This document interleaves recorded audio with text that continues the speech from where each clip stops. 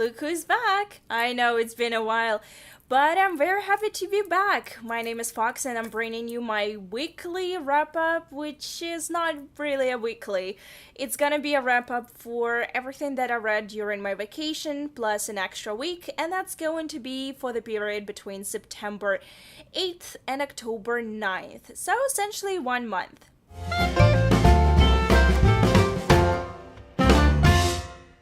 If you don't know, I was on vacation for 3 weeks between September 9th and October 1st, and then I came back from Europe and I was sick, so I couldn't really film anything. This is my first time filming in over a month, and believe me, it feels kinda weird. I missed filming and I missed editing videos. I tried to pre-film and pre-upload everything before I went on vacation, so I did a lot of pre-filming. And when I came back, I got sick, unfortunately, so it did not really allow me to start filming right away. And I even missed 1 or 2 days, for which I apologized, but I was really sick, I couldn't really film.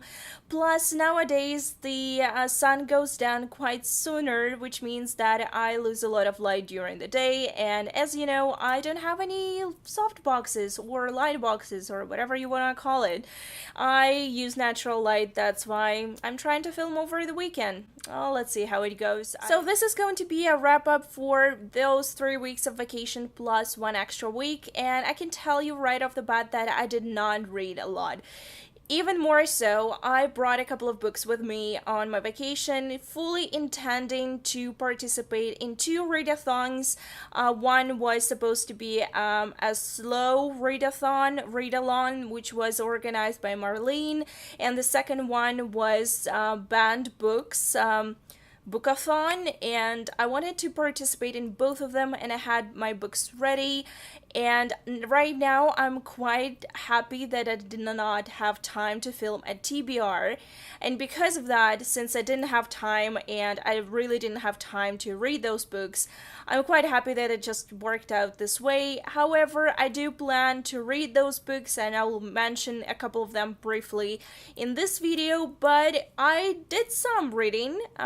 Mostly it was graphic novels and mangas, and I managed to read 3 graphic novels, and I mean both volumes and issues, and 21 mangas. Most of those mangas were just standalones or separate issues, so there were just quite a few of them, but let's just get started with graphic novels first.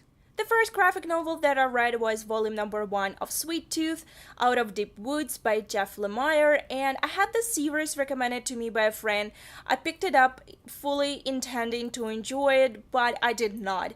I did not like it at all. I did not like the plot, I did not like the art, and even though I do love dystopian and post-apocalyptic worlds, and there was a bit of magical realism in it as well, so essentially we have children who kind of morphed with animals, so they're being born with some certain resemblance to animals. They might have like tails or antlers or horns or something like this.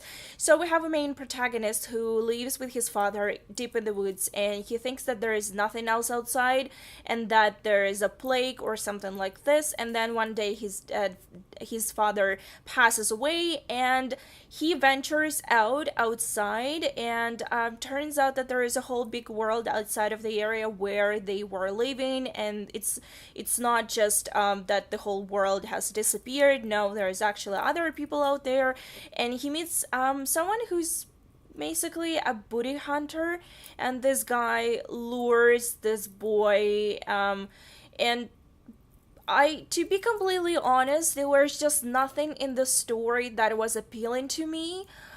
First of all, there is something that strongly reminds me of child abuse, and also, I don't want to say pedophilia just because there was no sexual content, but just the fact that there is an old guy who lures away a young boy who's like 9 or 10 years old.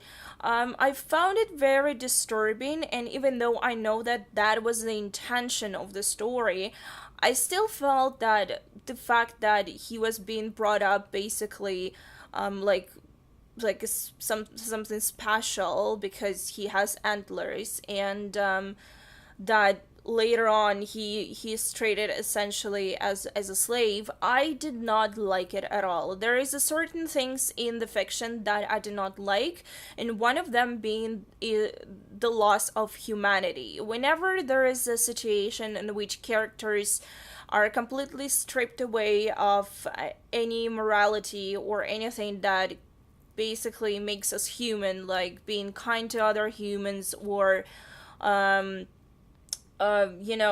abusing those who are weaker than you. I know that it's a very common plot device, and it's a very common plot twist for many dystopian and post-apocalyptic and all of this type of sci-fi, whatever. But still, for me, just something that really irritates me. And there are ways to deal with this topic, even the child abuse, something that I cannot really possibly take lightly. I still feel that there are ways to make the storyline appealing, and to deal with those subjects quite, in a respectful way. However, I felt that there was nothing really in this plot that interested me personally, nothing to hook me up. That's why I did not like it, and the art itself was also it was just okay. There was really nothing, and that's why I gave this volume 2 stars, and I can tell you right off the bat that I will not be continuing with the story, even though I like the idea of this a special type of humans that are being born with animal-like features. I like this idea, but at the same time, this is just not enough to keep me going in this case. Then I read a graphic novel called Darth Vader and Son by Jeffrey Brown, and this was mostly like a picture book with very short stories. It was a super fast read, very entertaining. If you're a fan of Star Wars, then you'll probably get all of those references which are in the book. I love Star Wars. I cannot call myself a huge fan. I know that there are people out there who are like real fans, but I watched old movies more than once. I watched them as a kid, and I still love them, and I love them way more than the episodes 1, 2, and 3. And I love those movies. And when I read the book, I also expected it to be absolutely brilliant. I did like it, but I felt that some of the jokes in there were more suitable for a web comic. They were a bit too simplistic. They made me laugh once or twice. I didn't feel that it was very engaging. There is no plot line, essentially. There is just a Darth Vader who raises his son, and that's it. So we know who the son is, and basically there is no surprise there, just like small cartoons. They're kind of cute, and in some ways to see Darth Vader as a father, it's super cool, because he makes all of those funny references about the Death Star and everything else, but at the same time it was nothing special. I did enjoy it. I think it is a funny read. I got it off Overdrive. It's definitely not something that I would own personally, but it might be a very cute gift to someone who is a hardcore Star Wars fan. As overall rating, I gave it 3 stars. It was cute, but it was nothing special. And the last but definitely not least graphic novel that I read was issue number 2 of the Shadow Hero called The Dawn of the Gold Age. I read issue number 1 some time ago, and I was not overly impressed by it, just because I felt it a bit weird that the main protagonist, the superhero, doesn't really want to be a superhero, and he is pushed forward by his mother, who's trying to probably realize some of her, ambitions through her son. I didn't really feel connected to any of the characters, even though I do appreciate the fact that we have a person of color and there is references to Chinese culture in general in this graphic novel. However, there was just really nothing special. In issue number 2 left me also a bit wondering about where this storyline is going to. In this issue, we just have the main protagonist who is finally being trained as a superhero, and then he puts on his costume, and then he goes and tries to save the day, and that's about it. There is really nothing much to the plot. It's just one issue. I kind of liked it, but it was not memorable. That's why I gave it 3 stars. Now let's talk about manga. Like I mentioned before, I read 21 pieces of manga, which included both standalones, volumes, and issues. And I read most of it from Manga Rock application as well as Hoopla and Overdrive. If you have not heard about Manga Rock, that is an iPad application that allows you to read manga for free.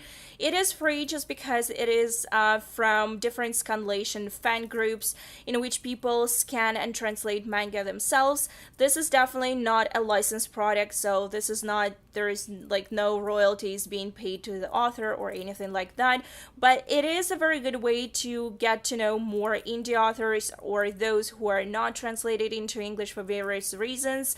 And also, all of those mangas that I read were of a specific genre, and that is shounen-ai or yaoi or BL or boy love or gay or queer, whatever you want to call it. There are different names for it, especially in Japanese language, and these are all fall under that queer umbrella. So if this is not your thing, you can just skip to the end of this video because I'm going to be talking about only those genres right now. So let's get started. I'm not going to talk about every single manga that I read because most of them had very similar plots and most of them were set either in school, talking about first love and all of that. No, what I want to talk about is the issues that I have with those mangas, and most of them that I read were falling between 2 and 3 stars for me. So there was really nothing except for a couple that really stood out for me in terms of the plot, but mostly in terms of the art itself. There's just one specific thing that I want to talk about in regards of those mangas is, and I find that it's very typical for this genre in particular in manga. And this is something that I did not personally like. To be completely honest, I've been reading manga for quite a long time. I took a break from it for several years, but when I was younger, about 10 or 15 years younger, I used to read this manga way more, and I was very much into anime and manga and all of that, and I did not really perceive that there was a specific problem with a lot of relationships in mangas. I think it comes from the fact that the Japanese society itself is very male oriented, and you probably heard of that, but women still do not play equal role in current society. It's not as bad as it was, I don't know, like 20 or 50 years ago, but still it's not the same as a Western society. And when we talk about and when we try to compare Western society, say North America, and I live in Canada, to a society in Japan, it's, on one hand, it's not really fair because it's a very different type of society, and on the other hand, being a Westerner, being a foreigner, essentially a gaijin in and trying to read and understand what people are thinking, it's really difficult. I do love Japanese culture, and for a couple of years I was even studying Japanese language, and I do appreciate and love the history and culture of the country. However, when I read manga that depicts the relationship of 2 men or 2 boys, and there is a recurring theme which I do not like, and that is the theme of this whole affair being temporary, and this love affair being something that nobody can talk about, or this is just something that is happening right now and there is no future because the only future is getting married and having kids. And this is something that I find so common for manga, and it just, I have a very big problem with that for various reasons. One of the reasons being that in this case, always the one of the man in the relationship is always perceived as more feminine and weaker, and it just kind of shows once again how women are perceived in that society. I don't want to make any judgment calls. I don't want to make any bold statements, but even when I was reading Sailor Moon, I sometimes had this weird feeling when Usagi was communicating with her boyfriend, and how weak and in need of protection she was being portrayed, even though she's a very, very strong woman, young lady, and she's the one who saves the day. And by the end of the day, she's stronger way more than anyone in the series. But at the same time, she consistently represents herself as being weak and needing the protection.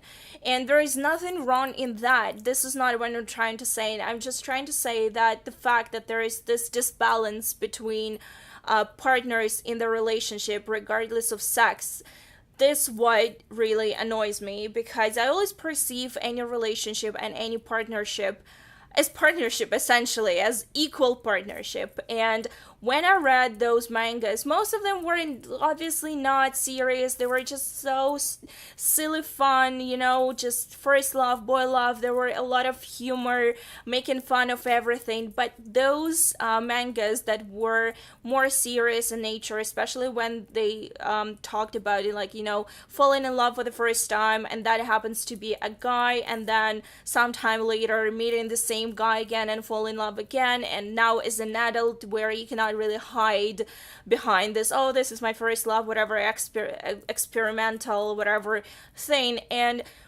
when I read that, there was just a couple of mangas that kinda, glossed over this fact, and they didn't really talk about, getting married later on or having kids later on. I mean, like, being married to a woman, because gay marriage is not recognized in Japan.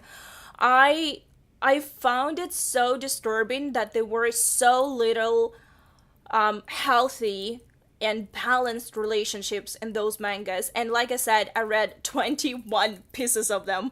So out of all of them, there were just a couple that really impressed me in terms of the art, and there were just a couple that were more or less, from the standpoint of myself as a Westerner, more or less were depicting a healthy and balanced relationship. And I find it super disturbing. I think I will write more in-depth blog post somewhere, maybe on my website, because I want to discuss it in more detail, and I don't want to do that in a video just because I know that this is just something that I cannot really take on in just a single video, because all of my videos are unscripted. I'm basically just talking to a camera right now, but I want to give it a bit more thought. And I find the more I read manga that deals with queer relationships, the more disturbing I find it.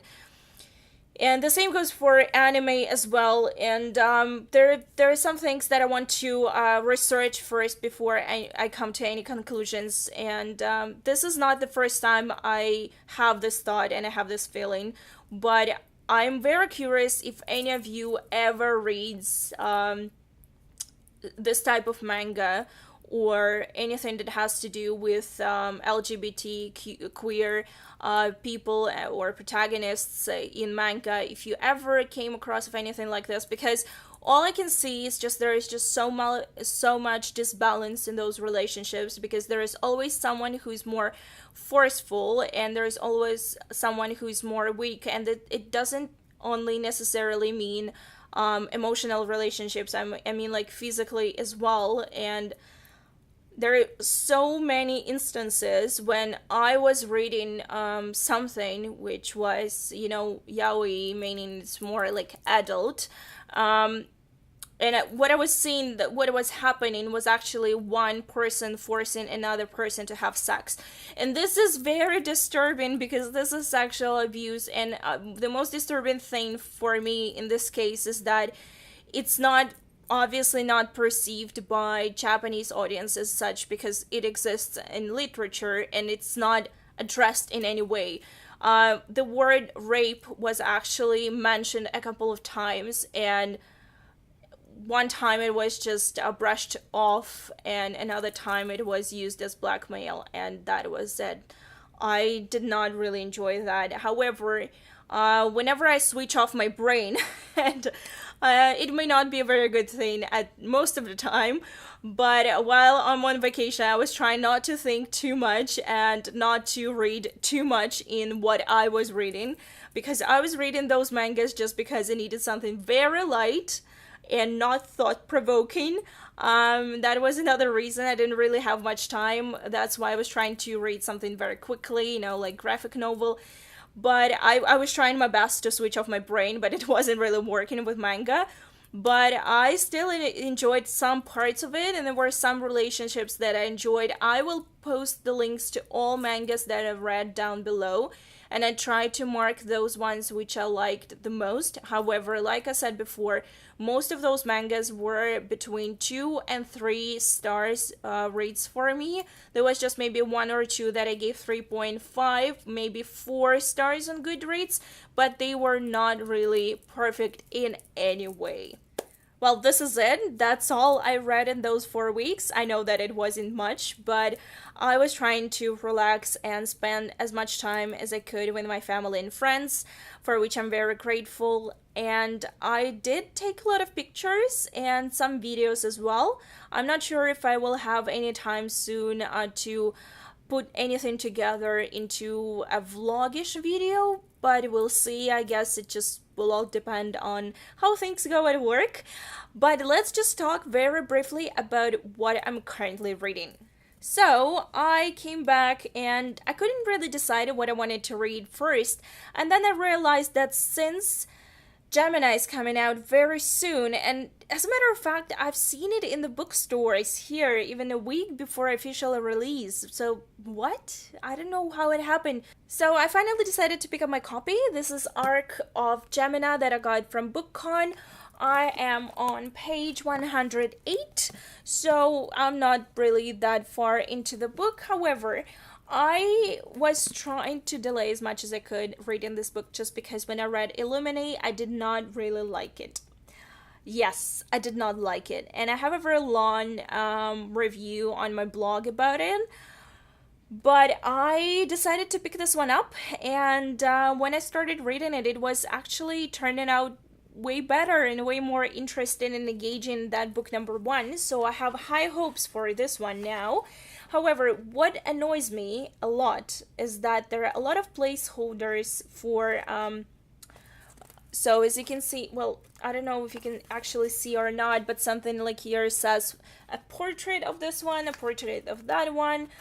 This is just a sketch, so there are a lot of things which were not finished, and I went to the bookstore, and like I said, there were already copies of Gemini in my local bookstore a whole week ahead. You know what? This book is coming out on October 18th, and I've seen those books in Indigo on October 11th, so don't tell anyone.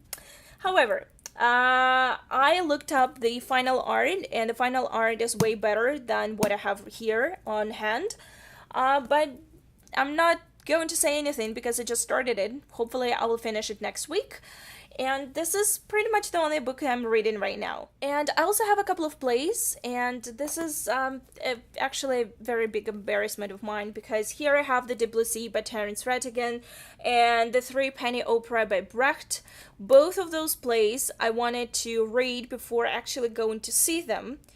And I saw this one twice already, and this one was last night, so I feel really bad, but I did enjoy both plays, and I plan to do video reviews of both of them, but I want to read them first, so hopefully I'll do it next week, so keep an eye for my reviews in a week or 2.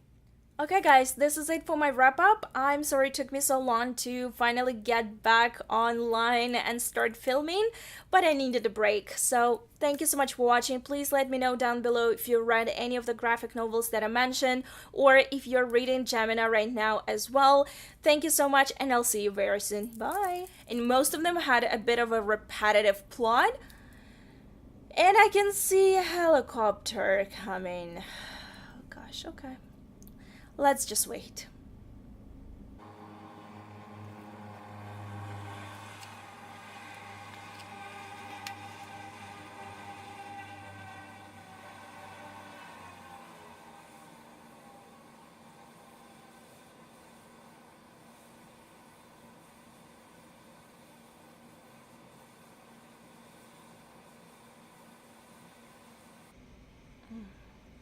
My eyes hurt.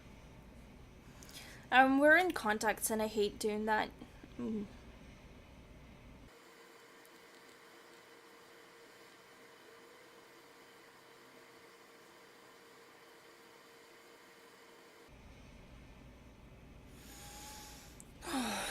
Come on.